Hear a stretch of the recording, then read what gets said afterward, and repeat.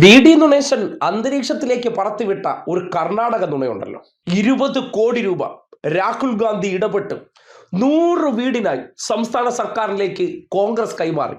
ഓർമ്മയില്ലേ? ആ നുണ ഒന്ന് കേട്ടെ.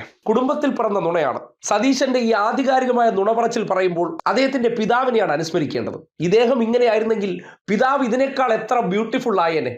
അതുകൊണ്ട് ആ കർണാടക ആധികാരിക നുണ ഒന്ന് കേട്ടെ. ഞങ്ങള് പ്രഖ്യാപിച്ച പല കാര്യങ്ങളും ചെയ്ത് ഒന്ന് രാഹുൽ ഗാന്ധി ഇടപെട്ട് കർണാടക ഗവൺമെന്റിനെ കൊണ്ട് ചെയ്യിപ്പിച്ച 100 വീടുകളുടെ പണം കൈമാറി.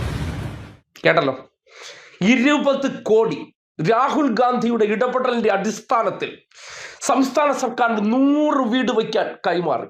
ആ ആധികാരികത കേൾക്കുമ്പോൾ സതീശൻ സത്യം പറയാനുള്ള ആർജവം നമ്മളൊന്ന് കാണണ്ടേ. പെട്ടെന്ന് കേൾക്കുന്നവരടുത്തേക്ക് ഇതാണ് സതീശൻ പ്രയോഗിക്കുന്ന ആ ഒരു ടാക്ടിക്സ്. അതായത് കേൾക്കുമ്പോൾ തോന്നും രാഹുൽ ഗാന്ധിയുടെ ഇടപെടലിന്റെ അടിസ്ഥാനത്തിൽ കർണാടക മുഖ്യമന്ത്രിയായിട്ടുള്ള സിദ്ധരാമയ്യ ഈ രാജ്യത്തിന്റെ സമ്പത്ത് ഭരണം കൊണ്ട് കൊള്ളയടിച്ച ഒരു കുടുംബത്തിൽ കൂട്ടിവച്ചിരിക്കുകയാണ്.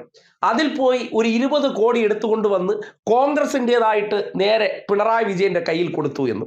കോൺഗ്രസ് സർക്കാരാണ്. കർണാടകയിൽ സിദ്ധരാമയ്യയുടെ കയ്യിലിരിക്കുന്നത് അവിടുത്തെ നാട്ടിലെ ജനങ്ങളുടെ നികുതി പണമല്ല, കോൺഗ്രസിന്റെ പൈസ, രാഹുൽ ഗാന്ധിയുടെ പൈസ, രാഹുൽ ഗാന്ധിയുടെ കുടുംബത്തിലിരിക്കുന്ന പൈസയാണ് അതെന്ന് നമുക്കങ്ങ് തോന്നണം, നമ്മളങ്ങ് വിശ്വസിക്കണം. ഇനി ഇതിന്റെ വസ്തുതയെക്കുറിച്ച് കഴിഞ്ഞ ദിവസം റവന്യൂ മന്ത്രി കെ രാജൻ ചില കാര്യങ്ങൾ പറഞ്ഞു.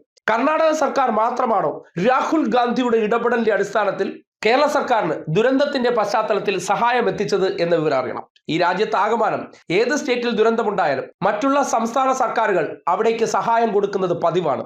അതിപ്പോ ഒഡീഷയിൽ കൊടുങ്കാറ്റടിച്ച സമയത്ത് നമ്മൾ 5 കോടി രൂപ ഒഡീഷയ്ക്ക് കൊടുത്തത് CPMന്റെ പൈസയല്ല, കേരള സർക്കാരിന്റെ, കേരളത്തിലെ ജനങ്ങളുടെ പണമാണ് കൊടുത്തത്. അതുപോലെ തന്നെ കേരളത്തിൽ ദുരന്തമുണ്ടായപ്പോൾ അയൽ സംസ്ഥാനങ്ങൾ നമ്മളെയും സഹായിച്ചു. അതിന്റെ കണക്ക് നിങ്ങളൊന്ന് കേൾക്കണം. ദിവസം അവിടെ സ്ഥലം MLA സന്ദർശിച്ചു നഗരത്തിൽ, വളരെ സന്തോഷം. അദ്ദേഹത്തിന്റെ A+ സർട്ടിഫിക്കറ്റും കേരളത്തിലെ ഗവൺമെന്റിന് കിട്ടി, അത്രയും സന്തോഷം. എന്നിട്ട് പ്രതിപക്ഷ നേതാവ് ഉൾപ്പെടെ പറഞ്ഞ കണക്ക് മാത്രം ആർക്കും പിടിയിട്ടില്ല. ആകെ പണിയാൻ പോകുന്ന വീട് 410. അത് കർണാടക ഗവൺമെന്റ് തന്നതായി അദ്ദേഹം പറഞ്ഞ കണക്ക് 100 വീട്. മുസ്ലിം ലീഗ് ഇവിടെയല്ല മറ്റെവിടെയോ, കോൺഗ്രസ് അല്ല, മുസ്ലിം ലീഗ് മറ്റെവിടെയോ പണിതുകൊണ്ടിരിക്കുന്നുണ്ടെന്ന് അദ്ദേഹം മനസ്സിലാക്കിയ വീട് 100. പിന്നെ എപ്പോഴെങ്കിലും കോൺഗ്രസ് പണിതേക്കാം എന്ന് അദ്ദേഹം കരുതുന്ന വീട് 100. അങ്ങനെ 300 വീട്. 410 സർക്കാർ പണിതത് ഇനി 110 വീട് മാത്രം. എന്തൊരു കണക്കാണ് കണക്ക്. കർണാടക ഗവൺമെന്റ് തന്ന പണം കേരളത്തിലെ ഗവൺമെന്റ് സന്തോഷത്തോടെ സ്വീകരിച്ചു, അവരുടെ പിന്തുണയ്ക്ക് നന്ദി രേഖപ്പെടുത്തി. ആ പണം പൂർണ്ണമായിട്ടും ഏതെങ്കിലും ഒരു പാർട്ടി തന്ന പണമാണ് എന്ന് കരുതാൻ പറ്റുമോ? ഈ ദുരന്തത്തിൽ, വയനാട് ദുരന്തത്തിൽ തമിഴ്നാട് സർക്കാർ കേരളത്തിന് 5 കോടി രൂപ നൽകിയിട്ടുണ്ട്. ആന്ധ്രാപ്രദേശ് സർക്കാർ 10 കോടി രൂപ നൽകിയിട്ടുണ്ട്.